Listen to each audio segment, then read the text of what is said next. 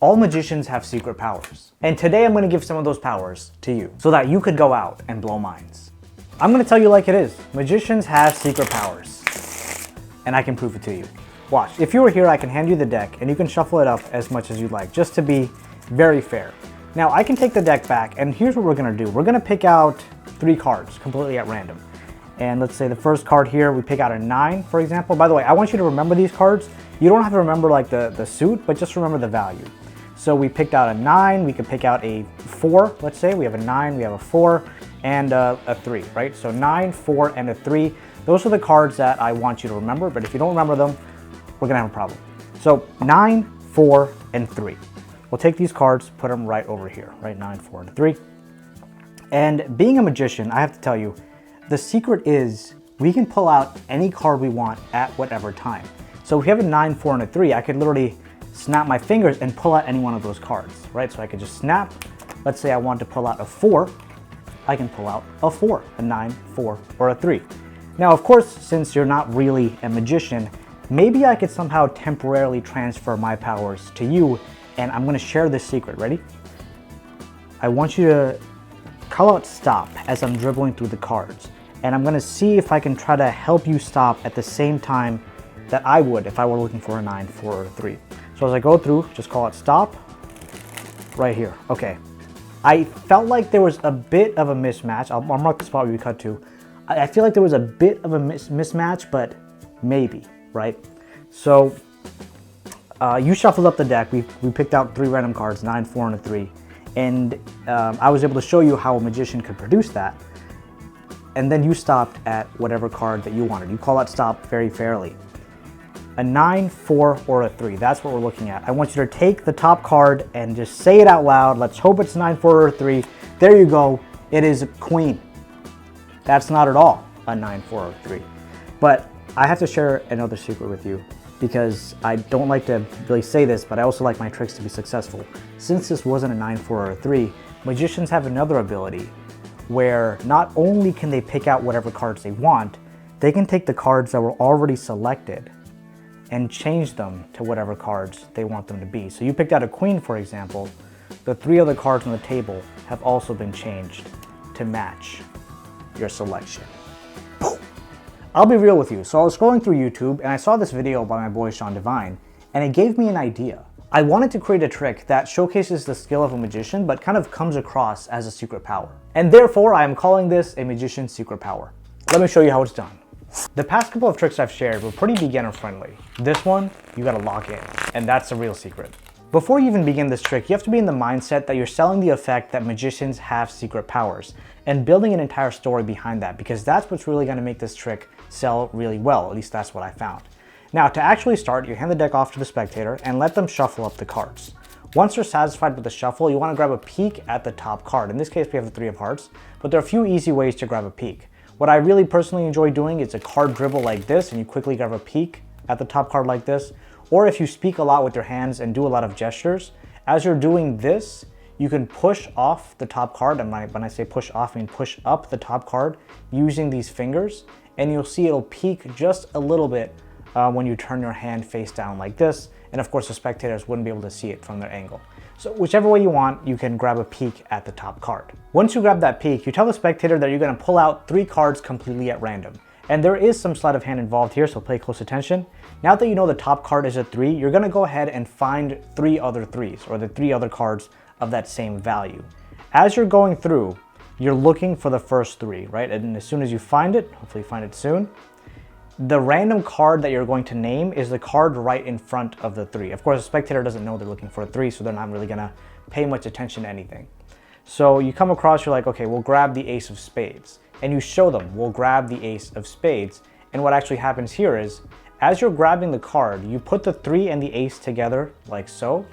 And as you're grabbing it, it's gonna seem like you're grabbing the ace. So what you're really trying to mimic is grabbing the ace and putting it down like this. That's what you wanna accomplish.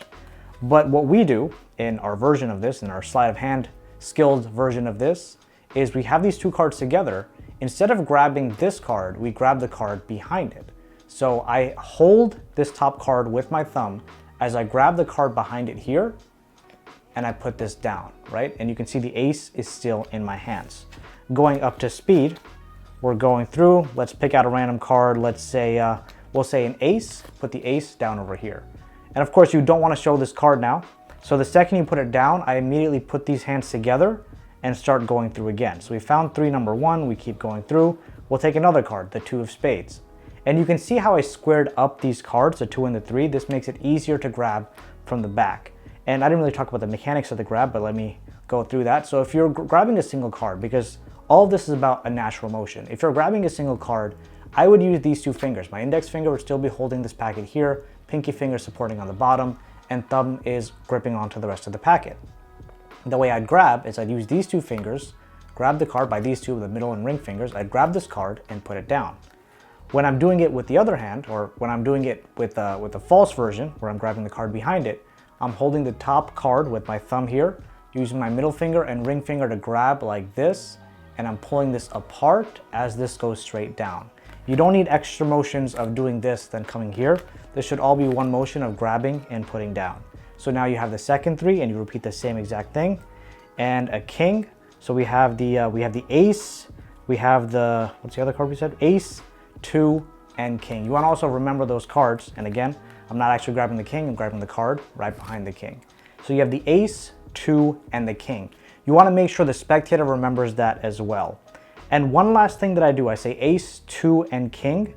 I also try to move one of those cards, an ace, a 2, or a king, to the top of the deck. So as I continue going through, if I find an ace, 2, and a king, the move that I like to pull off here is similar to what we've just been doing, but this is known as the cull. We are taking, I found an ace, 2, and a 3, right? I found an ace here. I'm using these fingers to pull this card back, and then I'm going to put the rest of the cards, I'm just going to close it like this, so that this card here, that's the ace, it closes with the ace on top. And then I turn this whole packet face down, right? So again, we picked out the 3 random cards, which in actuality are the 3 3s. Those are already down here, and that's going to be insane for the final reveal. And we said it was an ace, 2, and a king, right? Those were the 3 cards we picked. And we found an ace, 2, or a king. I just picked an ace, and I used the cull move to move that card to the top. Once again, let me put this somewhere in the center. The way that the cull works is you're going through like this, and the second you find the card you want to cull, grip the card in front of it like so. I have a full tutorial on it, by the way. Put the link on the screen. You grab the card in front of it like this. You pull it back just like how we've been doing, except we're not separating the packets here. Just pull it back with these fingers. All the other cards go right underneath or above that card, however you're viewing this. And then you close up with this card being on top of the deck. So you loaded up that ace on top. All right, that'll take a bit of practice. But again, I'm just going through technique right now and talking a little bit about the story, but you'll definitely need to flesh out everything when you do this in your performances. So now we have the ace on top of the deck. And the second card from the top is of course the 3, which is the first card that we looked at. Now from here, I like to tell the spectator, being a magician, I have to admit, we have superpowers, right? We picked an ace, 2, and a king. 3 cards completely at random after you shuffled up the deck. And this is where I like to do the top shot. You can reveal however you'd like, but I like to snap my fingers as I do the top shot. The top shot, by the way, I may have a tutorial on it. I'll put a link on the screen if I find it, but you do snap your fingers, top shot, of course. Snap your fingers, top shot, and you grab the top card. In this case, it is the ace of clubs. And I tell them, ace, 2, or a king, just like that, I could snap my fingers, and my secret power is I can grab whatever card I wanted. In this case, I grabbed the ace. If you want to name a specific ace, I think that sells the effect even better.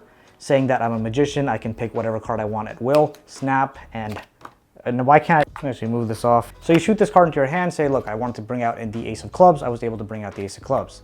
Then I put this back somewhere in the center, and I tell the spectator, of course, if I were to give you the deck, if you snap your fingers, nothing would really happen.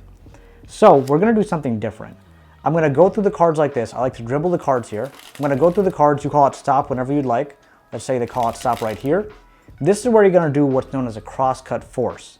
The packet that they stopped at, you're going to, regardless of where they stop, by the way, they stop here, you're going to take the top packet, put it on the table. Let's move this out a bit. Put it on the table, and then you take the packet that's remaining in your hand, put it in a perpendicular position, put it on top of this, and move this over just for a second.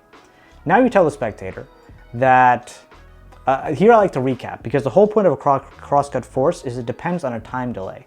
So now you tell the spectator you could have picked an ace, 2, or a king. Those were your 3 goals. Any of those cards you could have picked. And there are 4 aces in the deck, 4 2s in the deck, 4 kings in the deck. But you picked 1 card. Now I like to come back here. You pick up the packet that was crossed on top. You pick up the rest of this. And then you can have them flip over the top card themselves. I think that sells it a bit more. And then there it is, a 3. You're like, okay. Well, that wasn't exactly it, but I did tell you magicians have secret powers.